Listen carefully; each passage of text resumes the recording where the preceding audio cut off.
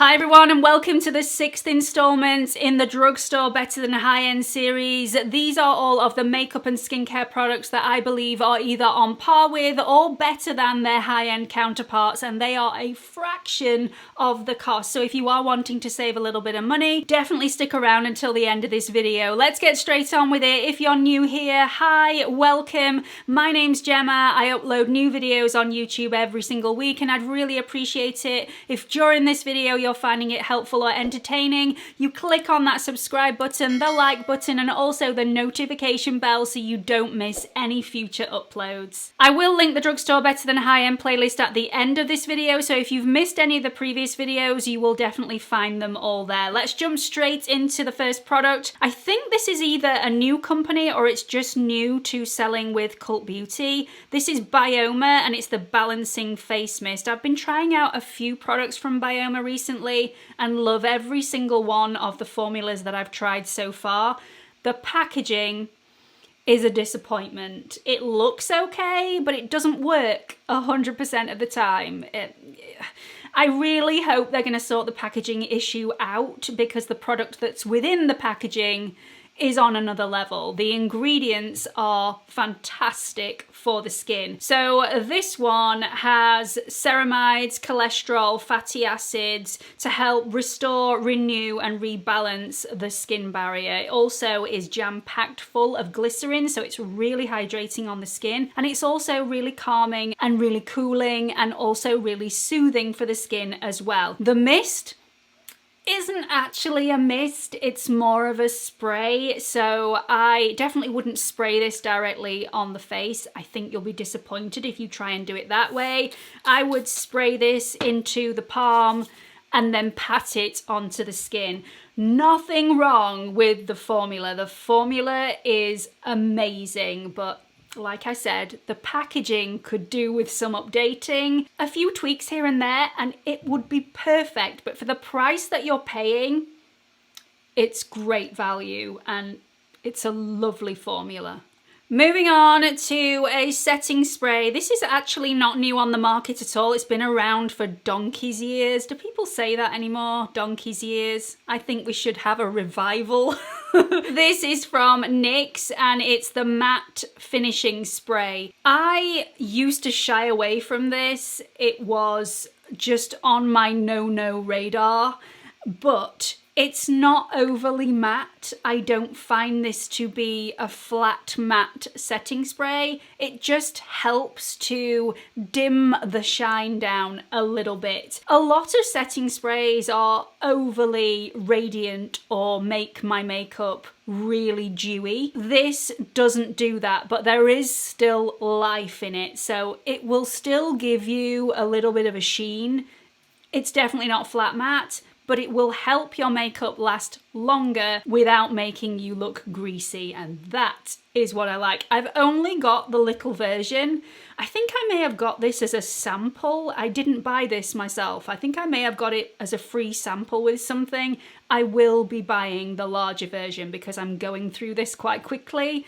It's just a great product. It works and it doesn't dry my skin out either. So, bonus.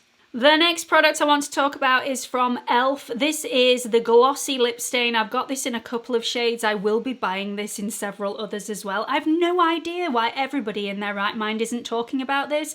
I've heard very little about this product and it's so good. I have tried so many lip stains in my time, a couple from Dior. I've spent a lot on lip stains. They just don't suit my lips. They are seriously drying on me. They really dehydrate my lips. They work, they stain, they last a long time, but the day after, my lips just are not in a good state. These don't do that to my lips. They don't dry them out. In fact, they're quite hydrating and nourishing, which is, I've no idea how they do it, but they definitely do. So I have the shades Pinkies Up, which is on top, and also Basic Beige, which is underneath. They're not overly pigmented, but you are going to get subtle pigmentation. And as you can see, they provide a really nice satin sheen to the lips, which is extremely flattering. Let me show you what this looks like when you remove it. So I've removed those. It's still there. So These definitely stain the lips. They have great longevity, but they do it in a way that is not drying. I love these. I'm a little bit blown away by these. I think everybody should be going out and trying one at least. I just think they're amazing.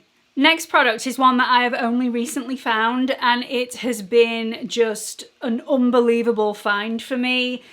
Many of you have told me about this before. Yeah, it's taken me a while to take you up on your recommendations. Shame on me. I am so glad I ended up doing it though, because this has saved me time and effort. It's so quick to do. This is to disguise my grey hairs, because if you haven't followed me for long, I am seriously grey, and I've gone quite dark recently, a lot darker than I used to be way back when. I was blonde, and I was blonde for a reason, to disguise the greys. So now they're coming thick and fast. It's much more noticeable with my dark hair than it used to be with my light hair. So being able to cover that over is a godsend.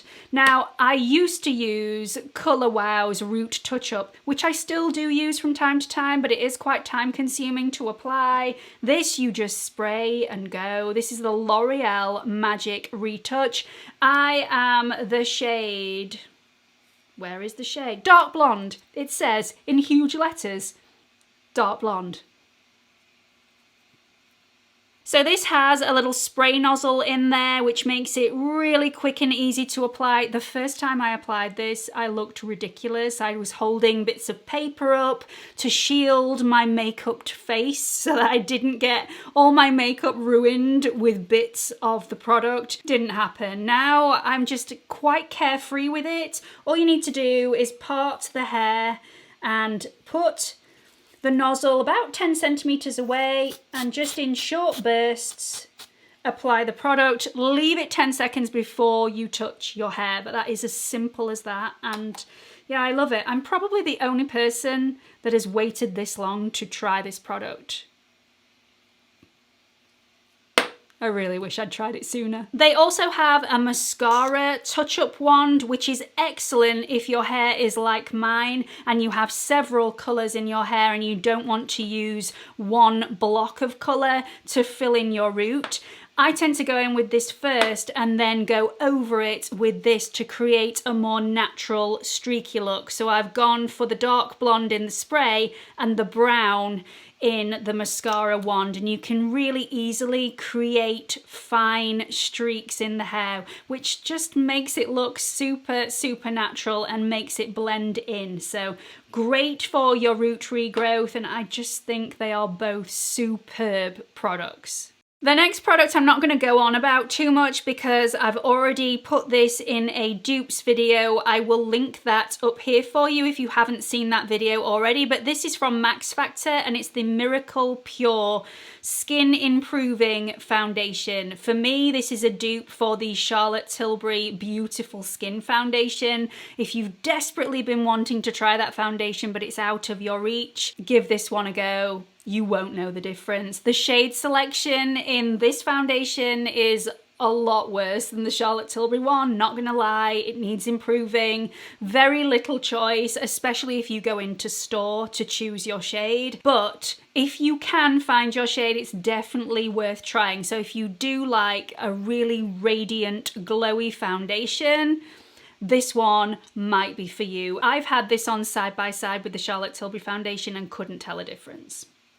Says a lot. And the final product in this video goes to Maybelline. This is the Superstay Active Wear Concealer. It is unbelievable. The consistency of this is amazing. It is so super thin. It's lightweight. It's easy to blend. It packs a punch with coverage. It's just unbelievably good. So much so, this is extremely similar to the KVD Beauty Good Apple Concealer, even down to a lot of the ingredients. Very similar. Yes, this has slightly more coverage, but even the consistency, it's it's practically the same. So the top one is the Maybelline concealer, the bottom one is the Good Apple concealer. So once it's blended into the skin, you can see that both have very similar finishes on the surface of the skin. Both have blended out beautifully, both have sank into the skin really nicely. You can hardly tell the difference between what is concealer and what is skin. So both very, very similar in that aspect. The Maybelline does have less coverage than the Good Apple, but the Maybelline is also buildable, so you can get the same level of coverage if that's what you require. So both very similar. Like I said, even down to the ingredients and the level of alcohol that's in both of these formulas. If you don't like a concealer for under the eyes with a high level of alcohol in, you're not going to like either of these products. They are both extremely similar, and the Maybelline is a fraction of the cost, so it's got similar ingredients, similar texture, similar wear time, and a similar wearability. These both last an incredibly long amount of time on the skin. It's really, really good. So that's it for this video, short and sweet. I really hope you found it helpful. Do let me know what you've thought about it in the comment section below. Don't forget to like and subscribe if you haven't already. And don't forget to check out all the previous videos in the playlist that I've linked over here for you. Hope to see you all in the next video. Bye everyone.